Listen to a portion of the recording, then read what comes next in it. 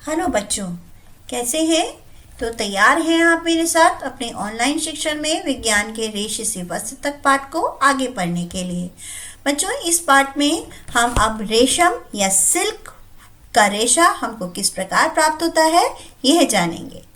बच्चों, जिज्ञासा तो हमारे अंदर बहुत होती है कि ये रेशम की इतनी सुंदर सुंदर साड़ियाँ आखिर कैसे बनती हैं, यह कौन सा रेशा है जिससे यह बनती हैं। तो चलिए हम जानते हैं इसी विषय में आगे। वाओ, इतना सुंदर कीड़ा, ये सिल्क मॉथ है। हाँ बच्चों, रेशम आखिर क्या है? रेशम एक जंतु रेशा है जो इस सिल्क मॉथ के कारण हमको मिलता है कुछ इस प्रकार, है ना?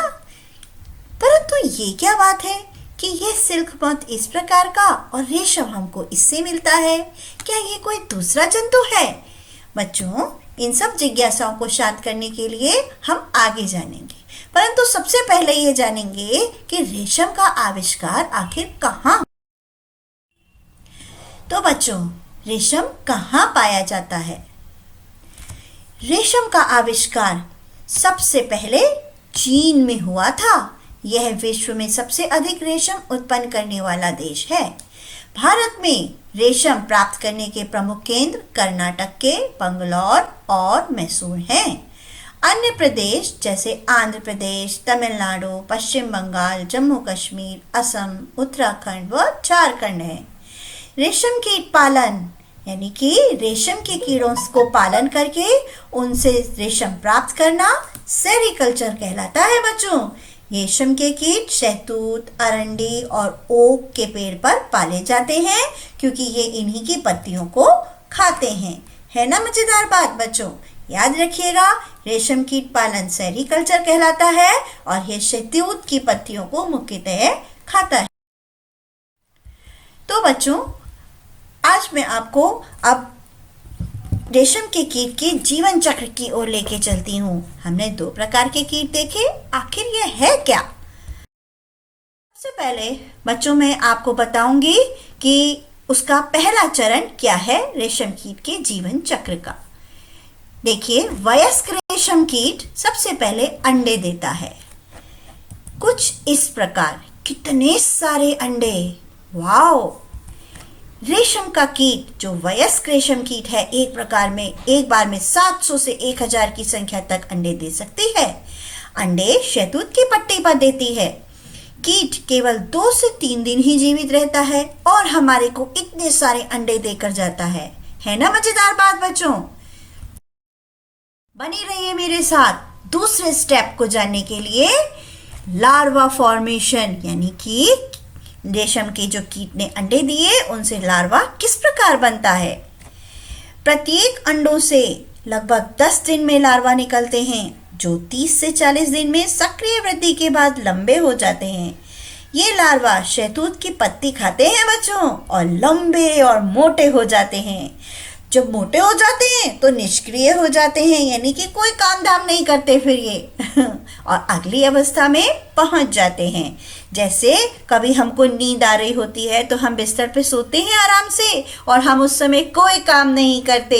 इसी प्रकार सिल्क का जो रेशम वॉर्म है, वो लार्वा है, वो निष्क्रिय अवस्था में पहुंच जाता है, खूब खा पी के मोटा होके, और उस समय वो रेस्ट करता है। इस प्रकार अंडे से निकला छोटा सा लार्वा वो बड़ा हुआ, पत्ती खा खा के लंबा और मोटा हो गया ऐसे, और इस प्रकार पत्ती पर रहता है।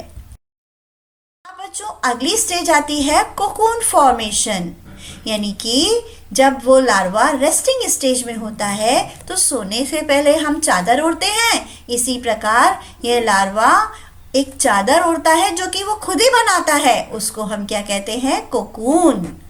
ठीक है बच्चों, लार्वा में रेशम ग्रंथि होती है जिससे धागा नुमा घोल निकलता है। यह घोल लार्वा के 8 आकार में हिलने के कारण इसके चारों ओर लिपट जाता है और कवर बनाता है। यह एक ही धागा होता है जो हवा और धूप में सूखकर रेशम बन जाता है।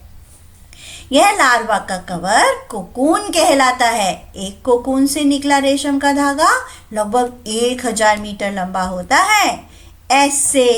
यह लार्वा रेशम का और चारों ओर इसके कोकून यानी रेशम का धागा। अब बच्चों आती है अगली स्टेज, प्यूपा। लार्वा जो कोकून के अंदर है वो प्यूपा में बदलता है।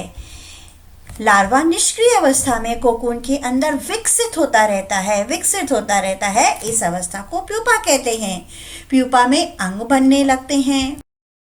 जब बच्चों अंग बन जाते हैं तो वो बड़ा हो जाता है और वयस्क हो जाता है, और वयस्क कीट उसकी अगली स्टेज है।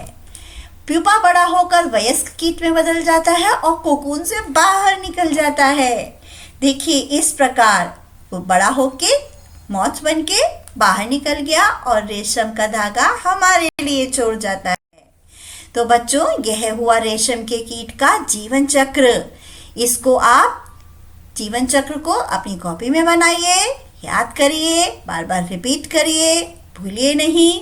तो हमको इससे यह पता चलता है कि रेशम के धागा जो किससे मिलता है, कोकून से, और कोकून कौन बनाता है, लार्वा। ठीक है बच्चों, अब मेरी अगली वीडियो के लिए बने रहिएगा मेरे साथ, जिसमें कि मैं आपको दोनों पादप रेशे और दोनों जंतु रेशों से वस्त्र किस प्रकार बनते हैं यह बताऊंगी। Till then, bye bye.